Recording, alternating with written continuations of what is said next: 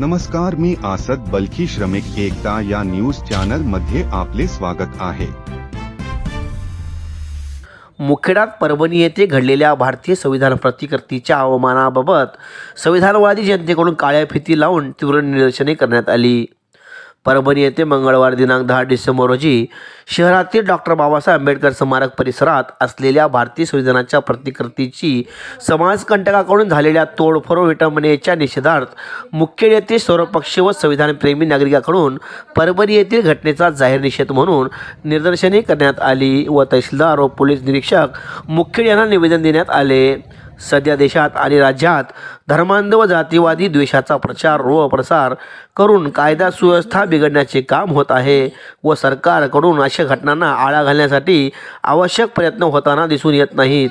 उलटपक्षी अशा दोषींना पाठबळ देण्याचे काम होत असताना दिसत आहेत। यामुळे संविधान विरोधी शक्तीची हिंमत वाढत आहे।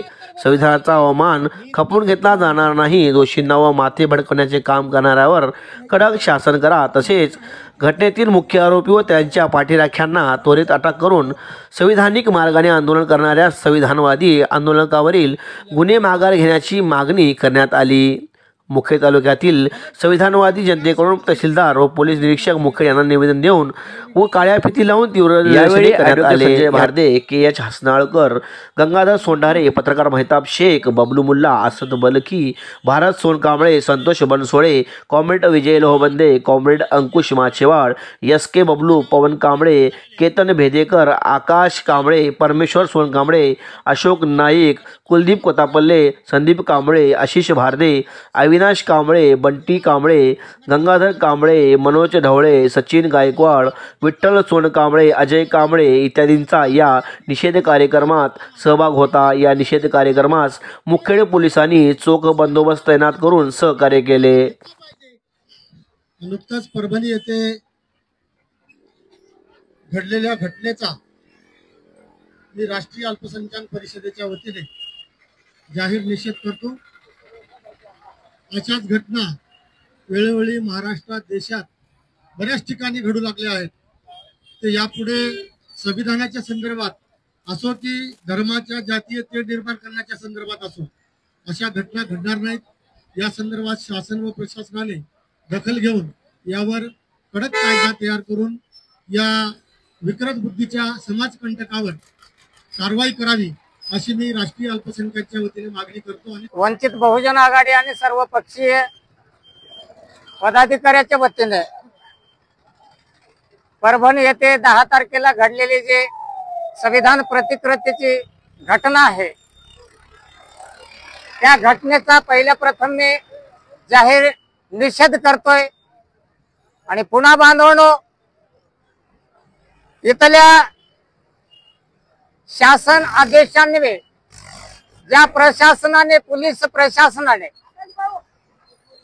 त्या माथेफिरूला वेळेमध्ये अटक करायला पाहिजे होती, त्यामध्ये त्यांनी केलेली दिरंगाई, हलगर्जी, निष्काळजीपणा हा हेतू पुरस्सर होता का? हा निश्चित एक षडयंत्राचा, कूट कपटाचा डाव आहे असं आम्हाला वाटतंय। कारण या ठिकाणी हे दलिंदर देवेंद्र फडणवीसाचं सरकार येतंय आणि या दंगलीच्या प्रकाराला सुरुवात करतंय। ही अतिशय पुढची धोक्याची घंटा आहे असं मला वाटतंय। म्हणून ज्या आंदोलनकर्त्यावरती जे लाठीचार्ज झालेले आहेत, त्यांच्यावरती हल्ले इतका भयानक क्रूर प्रकारचा लाठीचार्ज केलेला आहे आणि त्यांच्यावरती गुन्हे दाखल केलेला आहे। मी इथल्या शासनाला, प्रशासनाला सुचवतोय, जर का त्याच्यावरती दाखल केलेले गुन्हे तुम्ही माघार नाही घेतले तर या ठिकाणी वंचित बहुजन आघाडीच्या ॲडव्होकेट बाळासाहेब आंबेडकरांच्या नेतृत्वाखाली इथे तुम्हाला नाकाबंदी केल्याशिवाय आम्ही राहणार नाही। मग इथला आमदार असेल, खासदार असेल, अन्य कोणी असतील, आम्ही त्याला नाकाबंदी करू याची खबरदारी, दक्षता घ्यावी एवढंच या ठिकाणी मी सांगतोय।